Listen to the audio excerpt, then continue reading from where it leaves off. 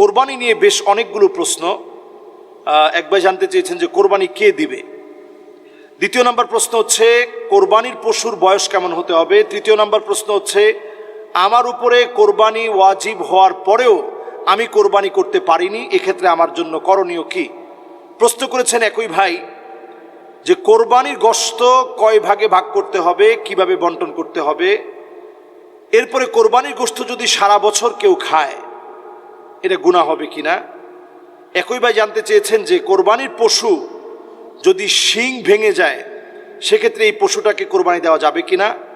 যদি কোরবানির পশুর একটা চোখ অন্ধ থাকে এই রকম কোনো পশু দিয়ে কোরবানি করা যাবে কিনা। অনেকগুলো প্রশ্ন করেছেন কোরবানি রিলেটেড। আমরা যদি এক কথায় উত্তর দেই, কোরবানি আবশ্যক হবে ওই ব্যক্তির উপরে যেই ব্যক্তির জিলহজের এই বরকতপূর্ণ সময় 10, 11, 12 জিলহজের এই মোবারক সময়ে যার মালিকানায় 90,500 টাকা বর্তমান বাজার মূল্যে রৌপ্যের যে দাম 52.5 ভরি রৌপ্য, এটার মূল্য সমমূল্য 90,500 টাকা। এই সমমূল্যের মূল্যমান যদি আপনি মালিক হয়ে থাকেন তাহলে কোরবানি আপনাকে দিতে হবে, কোরবানি আপনার উপরে ওয়াজিব। এবার আসুন কোরবানি করার ক্ষেত্রে যদি ওয়াজিব তরক করে ফেলেন কোনো কারণে, আল্লাহর কাছে আপনাকে ক্ষমা চেয়ে নিতে হবে, আল্লাহর কাছে মাফ চেয়ে নিতে হবে। কারণ নবীজি সাল্লাল্লাহু আলাইহি সাল্লাম হাদিসের মধ্যে বলছেন মান ওয়াজাদা সাআহ ফালাম ইউদাহি ফালা ইয়াকরাবান্না মুসাল্লানা। যার টাকা আছে, সম্পদ আছে, কিন্তু কোরবানি দেওয়ার সক্ষমতা থাকার পরেও কোরবানি করে নাই, সেজন্য আমাদের ঈদগাহে না আস। ভাইয়ের প্রশ্নের উত্তর, তিনি জানতে চেয়েছেন কোরবানির পশুর যদি একেবারে শিং উঠে যায়, যদি সামনের অংশ থেকে একটু ভেঙে যায় অথবা মাঝখান পর্যন্ত ভেঙে যায়, ওই পশু দিয়ে কোরবানি করতে কোনো অসুবিধা নেই। কিন্তু একেবারে গোড়া থেকে উঠে গেছে এই রকম পশু দিয়ে কোরবানি করা যাবে না। একেবারে অন্ধ হয়ে গেছে এইরকম পশু দিয়ে কোরবানি করা যাবে না। একেবারে এমন লোলা হয়ে গেছে যেই লোলা হয়ে যাওয়ার কারণে অথবা ল্যাংড়া হয়ে যাওয়ার কারণে সেই পশুটিকে কোরবানির জায়গা পর্যন্ত আপনি আনতে পারতেছেন না, তাহলে ওই প্রাণী দিয়ে কোরবানি করা যাবে না। কোরবানি করার ক্ষেত্রে নবীজি সাল্লাল্লাহু আলাইহি সাল্লাম একটা হাদিসের মধ্যে পরিষ্কার বলেছেন, তোমরা কোরবানি করবা লা ইউদাহা বিমুকাবালা ওয়ালা মুদাবারা ওয়ালা খারকা ওয়ালা আওরা, যেটা লেজ কাটা হয়ে গেছে এরকম কোনো পশু, লেজ একেবারে কেটে দেওয়া হয়েছে। অনেক সময় দেখা যায় আমাদের দেশে কান কেটে একটা সিম্বল তৈরি করা হয় যে এই গরুগুলা 100টা গরু এটা আমাদের গরু। কান কেটে সিম্বল তৈরি করা হয়। কানের মাঝখানে যদি এরকম বড় একটা ফাটা অথবা কানের পুরো 4টা ভাগ করলে 3 ভাগ কেটে ফেলছে, এইরকম পশু দিয়ে কিন্তু কোরবানি হবে না। কিন্তু ছোট্ট একটা কান, জন্ম থেকেই কানটা ছোট, এরকম কানওয়ালা যদি কোনো পশু হয় এই পশু দিয়ে কোরবানি করা যাবে। জন্ম থেকেই শিং উঠে নাই এইরকম পশু হলে এই পশু দিয়ে কোরবানি করা যাবে। কিন্তু একেবারে শিং উঠার পরে একেবারে শিংটা উপড়ে গিয়েছে এরকম পশু দিয়ে কোরবানি করা যাবে না। এখন প্রশ্ন হচ্ছে এখানে অন্ধ কোনো পশু, যেই পশুটার চোখটা অন্ধ হয়ে গেছে, যদি জন্মান্ধ কোনো পশু হয় তাহলে ওই পশু দিয়ে কোরবানি করা যাবে না।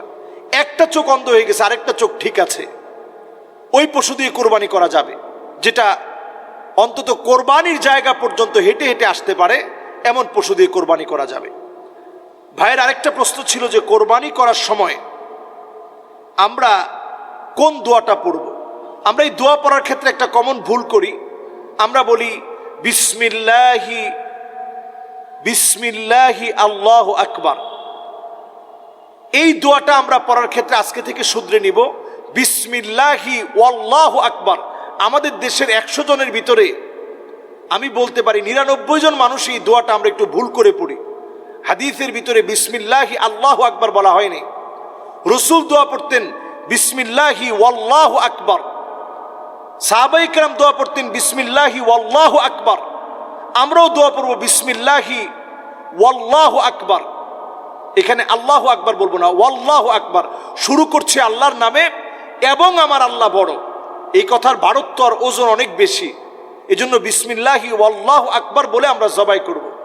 জবাই করার পরে আমরা তাড়াহুড়া করব না, পশুটাকে শান্তির সঙ্গে এবং কষ্ট ছাড়া যেন সে আস্তে আস্তে আস্তে আস্তে তার রুহটা যেন বের হয়, এই ক্ষেত্রে আমরা মানবিকতার পরিচয় দিব।